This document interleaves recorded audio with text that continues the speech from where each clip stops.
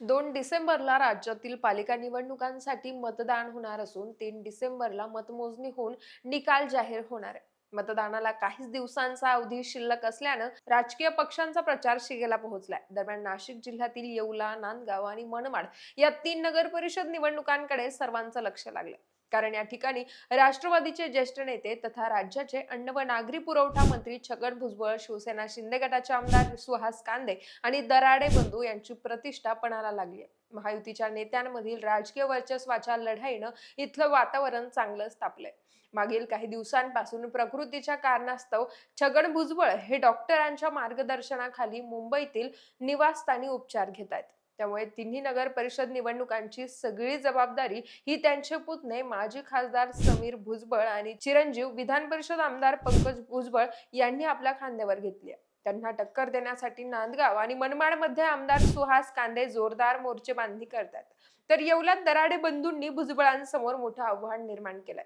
या नगर परिषदांवर आपलाच नगराध्यक्ष कसा निवडून येईल यासाठी या नेत्यांनी कोणते डावपेच टाकलेत?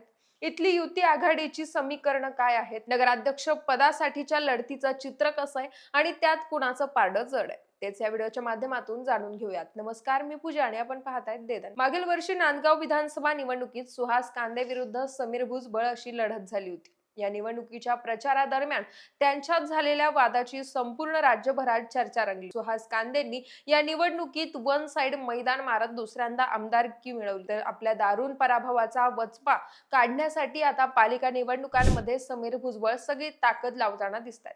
नांदगाव, मनमाड आणि येवला या तिन्ही ठिकाणी शिंदे गटाविरोधात लढण्याची भूमिका त्यांनी यापूर्वीच जाहीर केली होती. पण त्यासाठी भाजप सोबत युती व्हावी म्हणून समीर भुजबळ आग्रही होते. दुसरीकडे आमदार सुहास कांदे देखील भाजप सोबत युतीसाठी प्रयत्न करत होते. त्यासाठी मंत्री गिरीश महाजन यांना दोघेही भेटले होते. पण महाजनांनी दोघांनाही सोबत घेऊन मधला मार्ग काढला.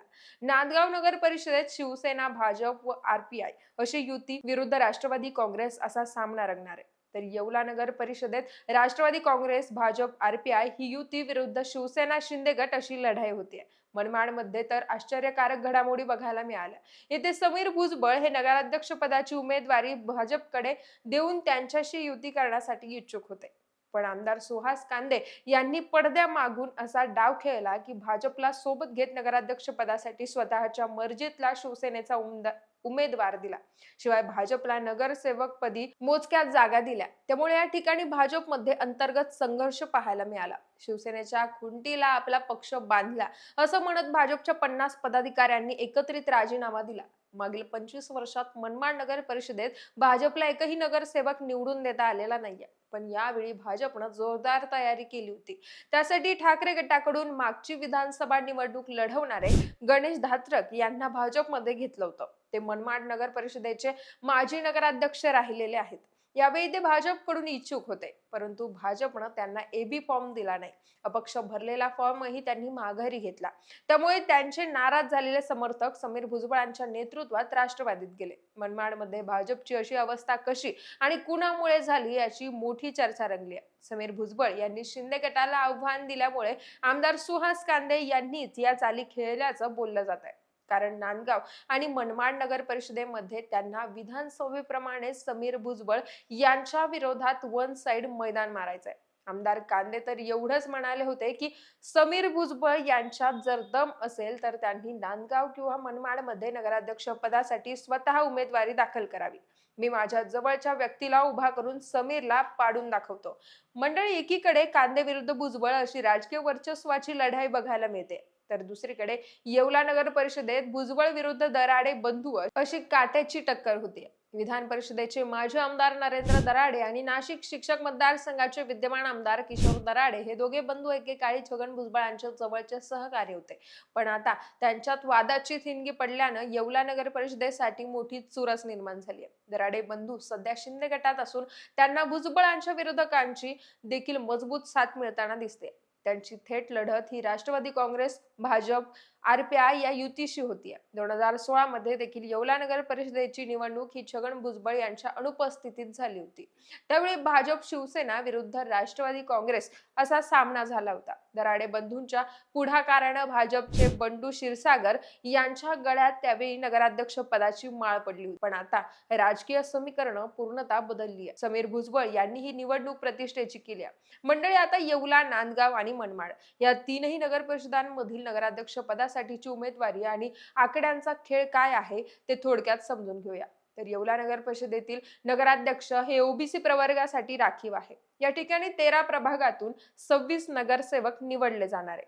राष्ट्रवादी काँग्रेस, भाजप, RPI या युती विरुद्ध शिवसेना शिंदे गट उभा आहे. नगराध्यक्ष पदासाठी लोणारी आणि दराडे या दोन कुटुंबात थेट लढत. येवल्यातील या दोन्ही कुटुंबाचे एकेकाळी जिव्हाळ्याचे संबंध होते. पण गेल्या काही वर्षात त्यांच्यात राजकीय वितुष्ट आल्यानं आता मोठी दरी निर्माण झाली आहे. मंडळी, येवला शहरात शेकडो वर्षांच्या तालमींची परंपरा आहे. प्रत्येक गल्लीत तालीम असणं हे इथलं वैशिष्ट्य आहे. इथली कैलासवासी धोंडीराम वस्ताद तालीमही तितकीच नावाजलेली आहे. आता या तालमीचे वस्ताद आणि उपमहाराष्ट्र केसरी पैलवान राजेंद्र भाऊलाल लोणारी आणि उच्च शिक्षित पट्टा पहिलवान रुपेश लक्ष्मण दराडे यांच्यात नगराध्यक्ष पदासाठी सामना रंगणार आहे. यापूर्वी देखील दोन्ही कुटुंबातील व्यक्तींनी नगराध्यक्ष पद भूषवलेले आहे. पण यंदाच्या आखाड्यात कोण कुणाला चितपट करेल हे 3 डिसेंबरच्या निकालात स्पष्ट होईल. दुसरीकडे नांदगाव नगर परिषदेत नगराध्यक्ष पदाची जागा ही खुल्या प्रवर्गासाठी राखीव आहे. या नगर परिषदेत 10 प्रभागातून 20 नगरसेवक निवडले जाणार आहेत. यापूर्वी नांदगाव नगर परिषदेत शिवसेनेची सत्ता होती. त्यामुळे यंदा आपली सत्ता कायम ठेवण्यासाठी आमदार सुहास कांदे यांनी सुरुवातीपासूनच रणनीती आखत एक पाऊल पुढे टाकलंय.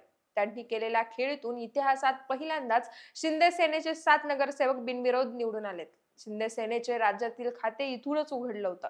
तर नगराध्यक्ष पदासाठीचे उमेदवार माजी नगराध्यक्ष राजेश कवडे आणि उद्धव सेनेचे उमेदवार संतोष गुप्ता यांनीही शेवटच्या क्षणी आपली उमेदवारी मागे घेतली. त्यामुळे शिंदे सेना, भाजप, रिपाई या युतीचे नगराध्यक्ष पदाचे उमेदवार सागर हिरे यांना मोठा दिलासा मिळालाय. त्यांच्या विरोधात समीर भुजबळ यांनी राष्ट्रवादी काँग्रेसकडून राजेश बनकर यांना मैदानात उतरवलंय. पण इथे धनुष्यबाणाचा सहज विजय होईल असं चित्र सध्या बघायला मिळतंय. तिसरीकडे मनमाड नगर परिषदेत नगराध्यक्ष पदाचं आरक्षण हे खुल्या प्रवर्गासाठी सुटलेलं असून या ठिकाणी 16 प्रभागातून 33 नगरसेवक निवडले जाणार आहे.